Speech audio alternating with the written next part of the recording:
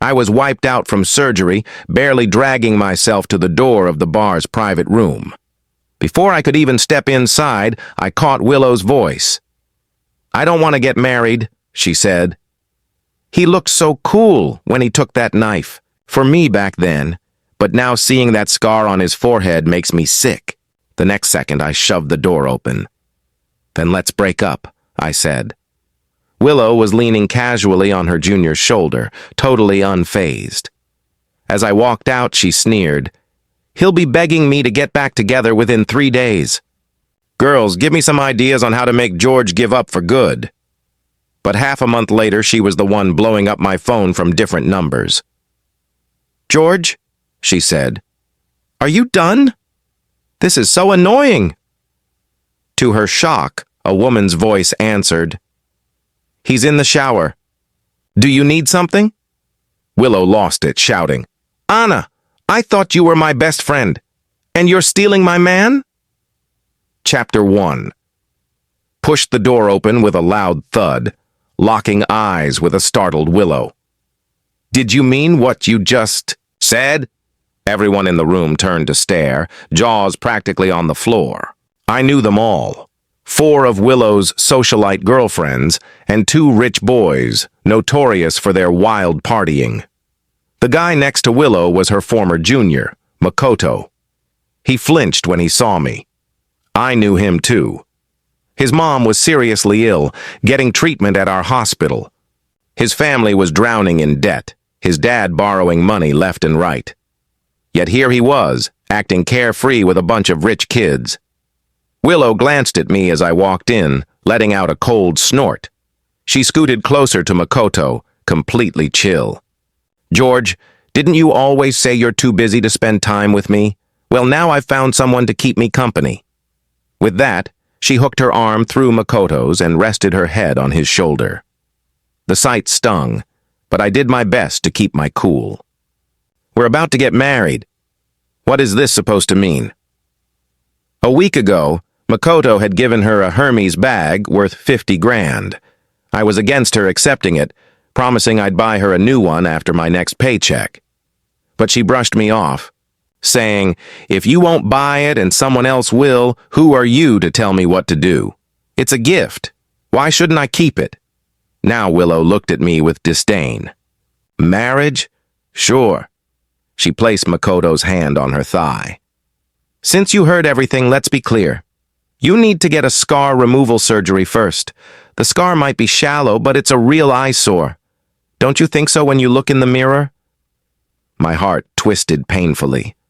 5 years ago, I saved Willow from a thug and took a knife for her. The blade sliced across my forehead, nearly blinding me. I dreamed of growing old with her, but now she was disgusted by the scar I got for her. It wasn't really about the scar, though. Like Willow said, she was tired of me, and everything about me annoyed her now. The scar she once called a badge of honor had become an ugly mark. "What if I refuse?" I asked, my voice surprisingly steady. Willow scoffed. "George, there are so many guys chasing after me. Do you think you're the only one willing to take a knife for me? You expect me to be grateful for a lifetime over that one incident? You think you can use that scar to guilt-trip me forever?" Suddenly, she felt like a stranger. After I saved her, she insisted on being with me. She'd wait outside my dorm every day, shyly handing me homemade lunchboxes. She'd blow up my phone with messages, sometimes even ranting if I took too long to reply, just to be with me. Eventually, I gave in and started dating this loud, insistent girl. I put up with all of Willow's whims, but I never expected she'd grow tired of me. "Is that so?" I said quietly. "Then let's break up. Chapter 2. My words hit like a bolt from the blue, freezing the smile on Willow's face. She stared at me, almost in disbelief. Whenever we fought, she was always the one to throw out breakup, but I'd never said it. This was a first. "Break up?" she repeated, raising an eyebrow like it was the funniest joke she'd ever heard. "Have you gotten cocky after all this time together? George, Do you really think you're in a position to say break up to me? Mary, sitting on Willow's left, tried to play peacemaker. All right, she said, standing up. Dr. Wang, it's my birthday today, and I invited some boys to have fun. Willow hasn't paid attention to anyone all night. You're always so understanding. Don't stoop to her level. Understanding. I'd lost count of how many times I swallowed my pride to keep the peace, indulging her. But that was when we were still in love. From now on, I was done. Pack your things. I'm moving out, I said, then turned and left. Willow's voice chased me into the hallway, loud and laced with anger she couldn't hide. George, you've really grown a backbone, huh? If you walk out that door, don't you ever come back. I ignored her, walking out without a second thought. In the corridor, I could faintly hear Willow's words. "Wanna bet? He'll come crawling back tomorrow like a puppy." "Don't I know him?" she added, as if that wasn't enough. "What will it take for George to give up on me for good? Maybe I just won't show up on our wedding day." I shook my head, smiling bitterly, and blocked all of Willow's contacts. Chapter 3. Left the bar and sat in my car, unable to calm down for a long time. Memories of Willow chattering beside me played like an old movie. In those moments, she used to say, "You think I'm annoying? Well, I'm going to annoy you for life. You can only be with me, marry me." When you pushed me away and took that knife, wow, I thought you were the coolest guy in the world. "George, how many kids should we have? If we have kids, will you ignore me then?" Maybe she'd long since grown tired of me, and tonight I just happened to hear it. 2. I went home, packed all my clothes, and the next day contacted an agent to find an apartment. I settled on a loft-style place with space upstairs for my medical books. It was close to the hospital where I worked, a 10-minute drive. 2 days passed without a word from Willow. Of course, I wasn't going to contact her either. 5 years of dating ended just like that. As a surgeon, I was swamped every day, so I had no time to dwell on a failed relationship. That night, after my last gastrectomy, it was already past 9. I peeled off my surgical gown and saw David's message from 10 minutes ago, inviting me out for a drink. I rubbed my sore neck and headed to the bar he mentioned. It was a quiet spot with soft background music, not noisy at all. "Huh? You broke up with Willow? When did that happen? Weren't you two about to get married? Didn't she adore you?" David fired off questions like a machine gun, making my head spin. I took a sip of my drink. "We broke up a few days ago. Yeah, she adored me. Now she's tired of me." David sighed. "Wow, people change fast. When you were in residency, she used to wait at your dorm every day like a little wife. It seemed like she was dead set on marrying you." I smiled bitterly. I couldn't reconcile the Willow who clung to me back then with the Willow from the bar that night. "My second kid is almost here, and you're still single," David said, raising his glass. "Need me to introduce you to someone?" "No thanks. Not planning on jumping into anything new. Maybe when my family starts nagging me to get married," I said, downing my drink. David snatched my glass. Whoa, you're a lightweight? Are you trying to drown your sorrows and stick me with the tab?"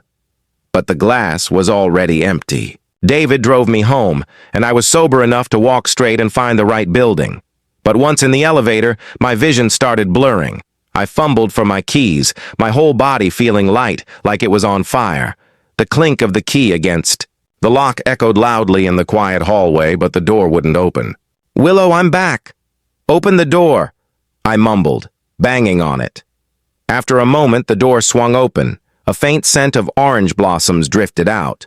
A woman stood there, her long hair wet, wrapped in a white towel, looking stunned. I blinked hard, trying to make out her face. "Willow, why didn't you dry your hair again?" With that, I stumbled inside, and the woman stiffly stepped aside. Chapter 4. My steps were wobbly as I looked around. "Where's the hairdryer?" I asked. "You're drunk," came a woman's voice. "I'm sorry, I shouldn't have drunk," I slurred, searching for the hairdryer but coming up empty. This was supposed to be my home, but why did everything look so unfamiliar? Where did you put the hairdryer? I turned back to the slender figure and sighed helplessly. Dry your hair before sleeping or you'll get a headache. Why do you always make me worry? George, do you even see who I am? I paused, blinking hard to focus on the person in front of me, but her features blurred together, indistinct. The last thing I remembered was the thud of my body hitting the ground. When I opened my eyes the next morning, a pounding hangover headache greeted me. I was going to be late for work. That thought exploded in my head, and I jumped up only to freeze when I saw the room clearly. This wasn't the apartment I'd rented. White fabric sofas, a row of cute plushies in front of the TV, and several potted succulents on the balcony. Where was I? Chapter 5, You're Awake. A soft female voice spoke. I looked up and saw a familiar face in the living room. Anna, one of Willow's close friends. Anna had been at the bar that night when I broke up with Willow, sitting quietly in the corner without saying a word. I rubbed my eyes hard, thinking I was still dreaming. David had dropped me off at my building last night, so why was I now in Anna's place? You must have walked into the wrong apartment after you got drunk, Anna said, stepping closer, her expression calm as she looked at me on the sofa. You live in 602, right? I saw you the morning before yesterday. I was speechless. Anna lived in 601. What a coincidence. Aren't you supposed to be at work today? Anna asked. I checked the date on my phone and sighed in relief, shaking my head mechanically. Anna suddenly laughed for some reason, a small dimple appearing at the corner of her mouth. Don't worry, you behaved just fine, didn't do anything you shouldn't have. With that, some fragmented memories from last night came flooding back. I seem to have said, Willow, open the door. I'll dry your hair for you. Why do you always make me worry? Thinking about it sent a shiver down my spine. Drinking causes trouble. After breaking up with Willow, I hadn't planned on having anything more to do with her or her friends. And now I'd inexplicably spent the night at one of her best friend's places. What a mess. Feeling frustrated, I ruffled my hair, and as I stood up, my temples throbbed painfully. I'm sorry for last night, I said. Regardless, it wasn't right for me, as a man, to drunkenly barge into a woman's home. It's okay, Anna shrugged. I was just about to head out. All right, I said. As I was about to leave, I noticed a pendant hanging from the jewelry box on the nearby table. It looked familiar. A delicate teardrop-shaped jade pendant with gold wire wrapped around the top to secure it to the chain. Half a month ago, Willow had watched a short video and said she envied girls who received handmade gifts from boys when they were in school. I went to a friend's jade carving shop to learn how to carve jade. Though I wasn't very skilled, I carefully selected the jade, polished it into a teardrop shape, and wrapped the top with fine gold wire to ensure it was securely attached to the chain. The jade pendant necklace at Anna's place was identical to the one I'd given Willow, even down to the tiny flaw on the edge. This, I said in confusion, looking up to meet Anna's eyes. There was a flicker of unease in her eyes, and she quickly looked away, hurrying to the door. I'm late for work. Lock the door and leave the key under the mat, she said, practically running out. Chapter 6 stood there dazed. I hadn't interacted much with Willow's group of friends, and I'd barely spoken to Anna. She'd just returned from abroad last year, graduating from a prestigious university. Willow had mentioned that Anna pursued fashion design despite her family's objections and was now an associate editor at a fashion magazine. Anna had also attended Willow's birthday party this year. Unlike the outgoing, lively girls in the group, Anna was always quiet and seemed hard to approach. If the necklace was the one I'd given Willow, why was it at Anna's place? And stranger still, why did she seem so nervous? When I gave Willow the pendant, she'd turned her nose up at it. Could it be that she didn't like it and gave it away? Forget it, it didn't matter anymore. I left Anna's apartment and returned to my own. Just after washing up, I got a call from an unknown number. Hello, I said, thinking it might be a delivery. No sound came from the other end. Hello, I repeated. After a long pause, Willow's voice came through, her usual bossy tone intact. George, it's been days and you still haven't come to apologize. Is your temper getting worse? I closed my eyes, taking a deep breath. We're broken up. Please don't call me again. Willow laughed. Break up? Did I agree to that? Makoto is just a good male friend. I only had him keep me company to make you jealous. You didn't really take it seriously, did you? George, why are you so petty? I said nothing, ending the call. Moments later, Willow called again, and I immediately blocked the number. That night, during my shift, I hadn't expected Willow to show up in person. She tossed a late-night snack onto my desk, her voice dripping with arrogance. I don't know what's gotten into you lately, but I'm giving you a way out. Take it while you can. If I really get mad, we're done for good. I paused, holding my pen, then slowly looked up at her. Willow met my gaze, her expression nonchalant. That necklace I gave you, why haven't I ever seen you wear it? I asked. Do you even love me?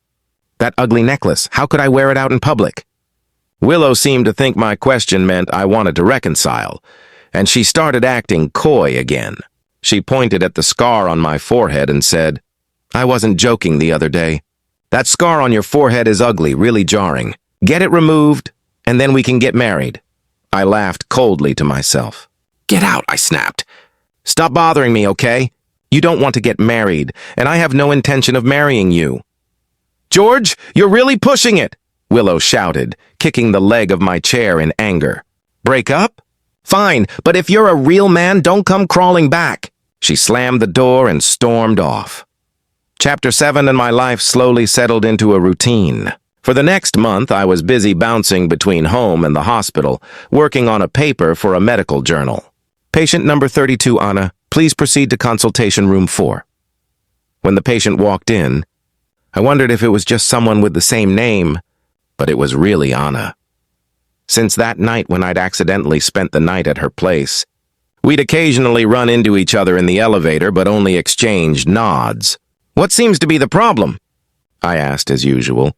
Anna stared at me for a few seconds before answering. I was previously diagnosed with gastroesophageal reflux, but recently my loss of appetite has gotten worse. I feel uncomfortable after eating. I nodded thoughtfully. Are your meals regular? What about your bowel movements? Any frequent constipation or diarrhea? Anna looked embarrassed. Mostly just 1 or 2 meals a day. My bowel movements are okay. I gave her an inquiring look. If you're worried about doing an endoscopy, you can start with an abdominal ultrasound and a fecal occult blood test.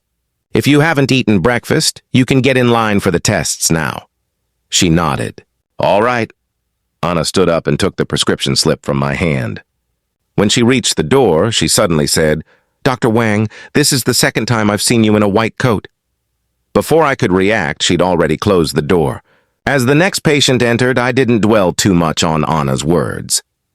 That evening, when I got home, Anna's door across the hall opened just as I was about to enter my apartment. Did the test results come back? I asked. Everything okay? Yeah, it's the usual problem, Anna replied. I nodded and was about to go inside when she suddenly called out, Wait, I have something for you. A few seconds later, Anna came out holding that necklace. When I left your place that day, she was packing up and told me to throw this away, Anna said, gripping the pendant tightly. But I didn't, I kept it. If it bothers you, I'll give it back now. Before I could even get a word out, she jumped in. If it doesn't bother you, I'll keep it. I was floored, completely at a loss for words. If I didn't get what Anna was saying by now, I'd just be pretending to be clueless. Anna, I started, but I didn't get to finish. She cut me off, her voice steady but full of emotion. George, I like you. It was like she'd mustered every ounce of courage to say it, and she kept going, barely pausing for breath. I made an appointment with you last year before I knew you were Willow's boyfriend, and I liked you even then. But the next day I saw a photo of you two on her social media, and I realized I was too late. As a doctor, I see tons of patients every day, so I didn't really remember treating Anna. She went on, I know it's selfish, but when you and Willow broke up, I was cheering inside. Maybe fate was giving me a shot because I never would have guessed my new neighbor would be you. Anna gave a small smile, her lips curving just a bit. Dr. Wang, now that you're single, can you give me a chance? I froze. I hadn't expected her to be so upfront. Take a week to think about it, okay? She said, tilting her head, her eyes brimming with hope. Scared I'd say no right then? She turned, walked inside, and shut the door. I let out a bitter chuckle. Even if I was ready to start something new, it shouldn't be with one of Willow's friends. Chapter 8. The next day, I was doing my usual rounds at the hospital. During my lunch break, I spotted a familiar figure in the lobby, Willow.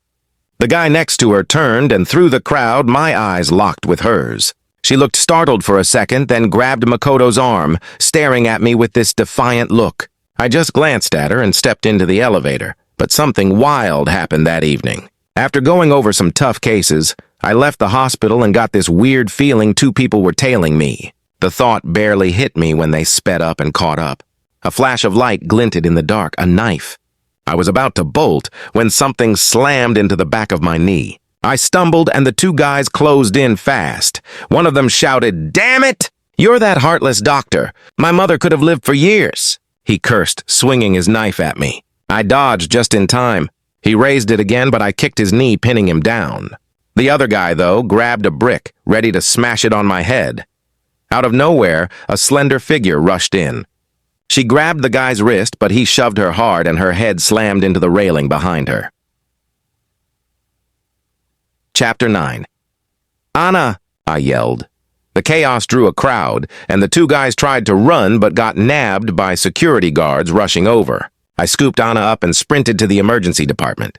Blood was pouring from the back of her head. She groaned, her face twisted in pain. "It hurts," she whispered. My heart was racing as I set her on a gurney and filled in the on-duty ER doctor. They whisked her off for scans and bandaging. The results came back fast. Moderate concussion. I looked at her pale face, my voice firm. "That was so dangerous, Anna. Why'd you rush in?" "You've got to put your own safety first, got it?" Anna pouted, her voice tinged with hurt. "Did you think about that when you saved Willow back then?" I didn't know what to say. She blinked and added, "Just think of me as a good person doing a good deed."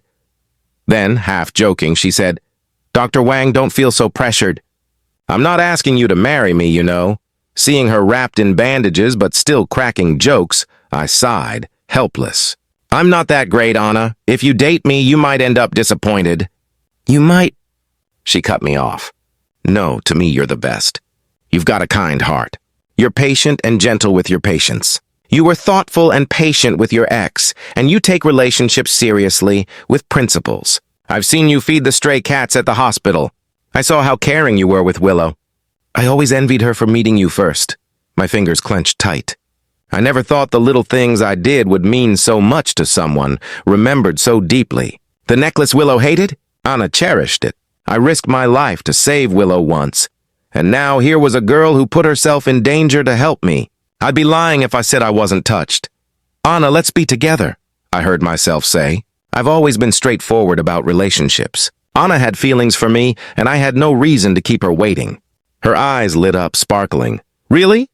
You're my boyfriend now?" "Yeah," I said, telling her not to move. But Anna leaned closer anyway, playfully kissing my forehead, her fingers brushing the scar there. A tingling ran through me, like little electric shocks sparking in my veins. "Not ugly at all," she whispered, then ducked under the blanket, hiding her flushed face. Chapter 10. I thought I'd let him cool off for a couple of days, but it's been over a month and he still won't talk to me. "He's blocked several of my numbers," Willow complained, sprawled out on the sofa. Something hit her and she scoffed. "Does George really think I'll be the one to cave first?" "In his dreams." Mary lit a cigarette and said, "If you give in now, it'll happen again. He'll have the upper hand in the relationship from here on out." She paused. "By the way, where's Anna?" Right then, the door to the private room opened. Anna walked in, wearing a black dress with a teardrop-shaped jade pendant necklace around her neck. Willow's face froze, her eyes glued to it. "Anna, that necklace, isn't that the one I told you to throw away?" Anna nodded calmly. "Yeah, I liked it. Thought it'd be a waste to toss it." Willow's lips tightened and she went quiet for a moment. Mary studied the necklace, realization dawning. "Isn't that the ugly pendant George gave you?" Willow stood, walked straight to Anna, and said flatly, "Anna." She paused, then continued, "Give me back the necklace." Her tone was calm but carried a forceful edge. Anna met her gaze. "Didn't you say you didn't like it?" Willow shot back. "I like it now. Is that not allowed?" She held out her hand. Give it back." Anna lowered her eyes, then smiled suddenly. "Willow, you've always been like this, bossy. From when we were kids till now, Man-Man and I just got used to it. The limited edition dresses everyone wanted? They always had to go to you. On trips, if you got tired, we all had to stay at the hotel because of you. It's like the whole world has to revolve around you and you just accept it like it's normal." She took a deep breath. "You didn't want this necklace, so I kept it. And now you're mad about that?" Willow snapped. "It's different. This was a gift from George." She reached for the necklace. Anna caught her wrist, saying firmly, "You two have broken up." Willow's face darkened. A ringtone cut through the tension. Anna pulled out her phone, the screen flashing boyfriend. Her expression softened. "Hello? Yeah, just wait at the intersection. I'll be right out." Mary tilted her head, curious. "Anna, you have a boyfriend? Why didn't you tell us? When did you start dating?" "Recently," Anna said, glancing at Willow. "I'll introduce him to you guys another time. Can't stay and drink today. Gotta go." She turned and left. The room went quiet. "Mary," Willow said, turning slightly. "I feel like the guy on Anna's phone just now sounded kind of familiar." Mary guessed. "Could it be someone we both know? By the way, what's going on with you and Makoto? Does Dr. Wong think you're cheating? Is that why?" Willow cut her off loudly. "There's nothing between us!" "I was just upset that George was always so busy, so I used Makoto to make him jealous, to get him to spend more time with me. You're right. George must have misunderstood. Thought there was something between me and Makoto, and that's why he's still mad." She seemed to be convincing herself, like she'd finally figured out the root of their issues. Nodding, she said, "Yeah, he still cares about me." Willow smiled, her expression lightening. Chapter 11 at midnight. I'd just stepped out of the shower when I heard Anna talking on the phone in the bedroom.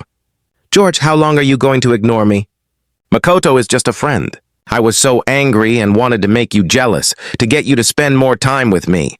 You've been saying you're busy lately, never having time for me. Always having excuses for not replying right away. Am I not supposed to be upset?" It was Willow's voice. Anna held my phone, saying nothing, her eyes meeting mine. Willow kept going. "Hello? George, are you listening? This is the last time I'm giving you a way out. Don't push your luck. Tonight is your last chance. If you still want to marry me, let's stop this Cold War." Anna's lips parted. "Willow, this is Anna." Dead silence on the other end. I stood still, not moving. Anna spoke softly. "George is in the shower. If you need something, call back later." A few seconds of quiet, then Willow's voice came through, furious. "Anna, I thought you were my best friend, and you're stealing my boyfriend." Anna stayed calm. "I'm not stealing him. George and I got together after you two broke up." With that, she hung up. I walked to the bed, tucking her cool hand under the blanket. Anna was trembling. I pulled her into my arms, gently rubbing her back. In a muffled voice, she asked, "Aren't you mad at me?" I understood her worry. "Why would I be mad? If I didn't want you to say that, I would have stopped you. When I broke up with Willow that night, I was done for good. So with you, it's clean and simple. No baggage." "Okay," Anna said, hugging me tightly. Chapter 12. The next day, I had no appointments, and Anna was heading out of town for a few days. I loaded her suitcase into the car, and she brushed some dust off my sleeve. Suddenly, a hysterical voice cut through. "You shameless mistress!" Willow's eyes were brimming with tears as she cursed. "Pretending to be my best friend while secretly stealing my boyfriend." She stormed over, raising her hand to slap Anna. I grabbed her arm to stop her. Anna squinted slightly. "Willow, you gave him up." "How does that make me a third party?" she said. "Weren't you the one who said you were afraid George would keep clinging to you? Now he's out of your life, just like you wanted. What more do you want? If anything, it's you who's been clinging on since the breakup, isn't it?" Willow's face was streaked with tears, staring at Anna like her spirit had been crushed by those words. I sighed. "Willow, it's over between us," I said. "I don't regret saving you. I'd have done the same for anyone. But that night, when you leaned against Makoto and called my scar ugly, I knew we were done. My heart died in that moment. Willow, I don't love you anymore, and I'm asking you not to interfere in my life again." Willow grabbed my wrist, shaking her head. "No, it's not like that. I never wanted to be apart from you. I thought you were just mad at me." I shook her off. She collapsed to the ground, tears streaming. George, are you really done with me? Yes, there's no future for us. I didn't say more, just got into the driver's seat. In the rearview mirror, Willow's figure shrank until it was gone. While Anna was on her trip, we video chatted every day. Turns out we had a ton in common, even our favorite movie director was the same. The night before, we stayed up till 2 in the morning talking about Hitchcock. I'll have a little gift for you when you're back, I said, feeling a bit shy as I touched my nose, watching her take off her makeup over the call. All right, Anna replied, her eyes sparkling with anticipation. Chapter 13, Willow didn't show up again after that day. One day, I finally got off work on time for once, and there was a car parked at the hospital entrance. One look at the license plate, and I knew it was Willow's father's car. Martin rolled down the window. Dr. Wang, let's have a chat about you and Willow, he said. I got in. He didn't speak until we pulled up to a hospital. Willow cut her wrists, Martin said out of nowhere. I admit I never approved of you two, and I was harsh toward you. But Willow's my only daughter, and she's set on you being the one. Sir, we've already broken up, I said. Martin clenched his fists. If you'll get back together with her, I'll agree to any conditions you want. Feelings aren't something you can bargain for, I replied, turning to leave. George. Willow was standing there in a hospital gown, pale, her wrists wrapped in bandages. She rushed over, hugging me tightly, sobbing. I'm sorry. It was all my fault. I lost you, George. Please forgive me, okay? Chapter 14, Willow, I said, closing my eyes. When I opened them, I continued, You don't love me as much as you think. It's more about not being able to let go. No. That's not true. I love you so much. Willow clung to me desperately. You're so wonderful, only a fool would give you up. I'm sorry, George. I've cut ties with Makoto. There's nothing between us anymore. Let's get back together, please. I'd never seen Willow like this, so humbled, when she'd always been proud and headstrong. I already have a girlfriend, I said. I watched the light fade from her eyes. She stared at me, tears streaming. Is there really no chance? Even if you break up with Anna someday, I still won't have a chance. No, I said without hesitating. Willow's sobs grew louder, her whole body shaking. You can't do this. You treated me so well before. You made me depend on you, and now you're just abandoning me. Willow, the cracks between us were made by your own hand, I said coldly. You knew my limits, yet you chose to flirt with other men. You once called the scar on my forehead a handsome badge of honor, but later said it was ugly and disgusting. From the moment you said those words, we became two parallel lines that would never cross again. I pried her fingers off my clothes and walked away. Willow grabbed at my pant leg, crying, George, I was wrong. I really was. Can you give me another chance? I'll change, I promise. No. I didn't stay or look back. Chapter 15, 3 days later, Anna came back. I'd just finished the new pendant I'd been working on. Anna put it on eagerly, saying, How did you know I like cats? Wow, it's so cute. Chubby like a big orange tabby. I touched the cat-shaped jade pendant on her neck, feeling the warmth of the stone and her skin. Because I saw you have a lot of clothes with cats on them. I paused. As for that teardrop one, you can throw it away. If you want, I'll practice more and make you some nicer ones. Anna raised an eyebrow, teasing. I'm not throwing it away. It's your first masterpiece. Her words made me laugh. Winter got colder, and soon it was New Year's. Anna and I had planned a 2-day trip to a nearby city, but one of my colleagues' wives went into labor early, so I had to cover his shifts. Our plans got canceled. Anna was understanding, but I knew she was a little disappointed. After work that day, she saw the bandage on my forehead and stammered, You're hurt? I shook my head quickly. No. I just had scar removal surgery on my forehead. A doctor friend did it, said it'll heal well. Anna froze, her concern shifting to unease. Why did you do that? Tears welled up and she asked softly, Was it because of Willow? She said if you removed the scar, she'd marry you. Anna, I cut her off. Willow and I have nothing to do with each other anymore. I had the surgery because I don't want you to be reminded every time you see it that I once saved another woman. Anna's mouth opened slightly.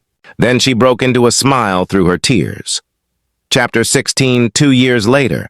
Anna and I got married officially and held our wedding soon after. Besides family and friends, some close colleagues came.